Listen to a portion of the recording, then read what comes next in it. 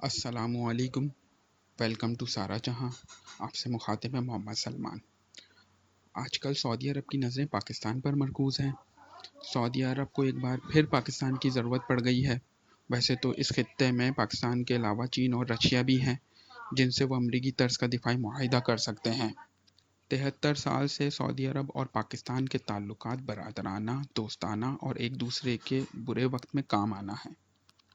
جب پاکستان نے ایٹمی دھماکے کیے، اس وقت پابندیوں کا سامنا تھا۔ اس وقت سعودیہ سامنے آیا اور مفت آئل سپلائی کیا، اور جب باغیوں نے مکہ مکرمہ پر حملہ کیا تو پاک فوج کے اسپیشل یونٹ SSG نے مکہ مکرمہ کو باغیوں سے آزاد کروایا۔ سعودی عرب کو جس طرح سے حالات کا سامنا ہے، مشکل دور سے گزر رہا ہے۔ امریکہ جو سپر پاور کی حیثیت رکھتا ہے، اب ایسا لگتا نہیں یہ اسٹیٹس آگے بھی قائم رہ پائے۔ امریکہ کے لیے ایک چیلنج سے کم نہیں۔ جب سے امریکہ کے صدر ڈونلڈ ٹرمپ بنے ہیں، سعودیہ کے تعلقات میں فرق آنا شروع ہو گیا تھا۔ اب امریکہ سے تعلقات دوبارہ دیکھ رہا ہے، اور پوری دنیا میں جو وبا سے بحران آیا ہے، اس سے امریکہ اور سعودیہ کے رشتوں میں کافی کمی آ گئی ہے۔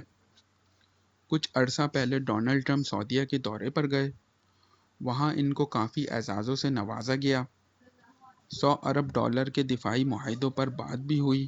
حال ہی میں ڈونلڈ ٹرمپ سعودی گورنمنٹ سے ناراض ہو گئے تھے جب امریکہ میں آئل کی مارکیٹ منفی ڈالر پر چلی گئی تھی۔ سعودیہ اور رشیا میں آئل کا مقابلہ چل رہا تھا، اس وجہ سے سعودیہ نے آئل پروڈکشن کم نہیں کی۔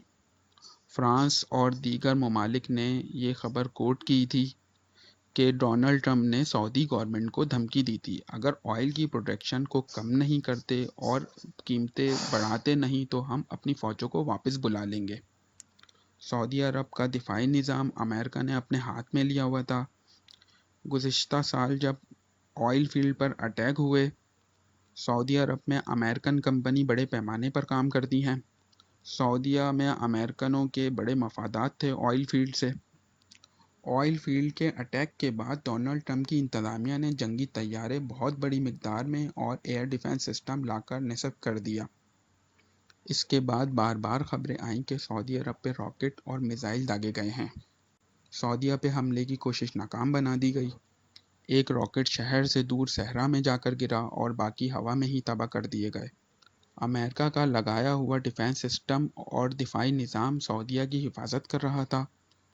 سعودی گورنمنٹ کی نظر میں وہ سکون سے تھے کہ کوئی ایک دم اچانک اٹیک نہیں کر پائے گا۔ کچھ بغاوتیں بھی ہوئیں، شہزادوں کی گرفتاریاں بھی ہوئیں۔ سب معاملات میں امریکہ سعودی گورنمنٹ کے ساتھ کھڑا تھا۔ اب جو آئل کی قیمتیں نیچے آنے کے بعد سعودیہ اور امریکہ کا بہت پرانا رشتہ ختم ہونے جا رہا ہے۔ امریکہ نے اپنے ڈیفنس سسٹم اور جنگی جہاز نکالنا شروع کر دیے ہیں۔ ڈونلڈ ٹرمپ کا یہ کہنا ہے، ان سسٹم کی موجودگی کا اب امریکہ کو کوئی فائدہ نہیں ہے، وہ صرف اپنا فائدہ دیکھتے ہیں، کسی اور سے کیا مطلب۔ امریکی یہی کرتے ہیں۔ پاکستان کو تو پتہ تھا، شاید اب سعودیہ کو بھی پتہ چل گیا ہو۔ سعودیہ کی جب ایران سے ٹینشن تھی تو یہ سسٹم ہائی الرٹ تھا۔ پاکستان کو ہی درمیان میں آ کر ان دونوں کی ٹینشن ختم کروانا پڑی۔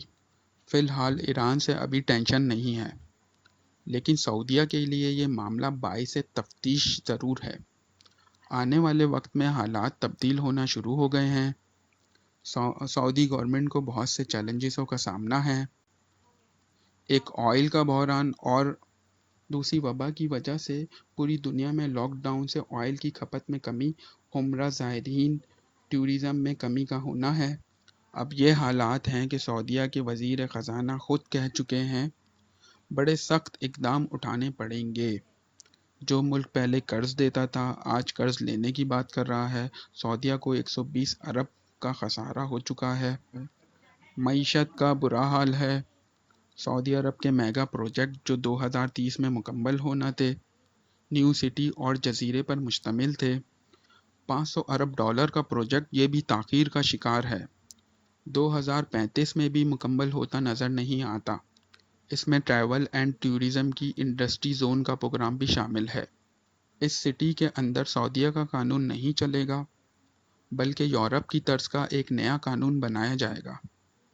یہ سعودیہ کا مشکل دور ہے اور وہ پاکستان کی طرف دیکھ رہا ہے۔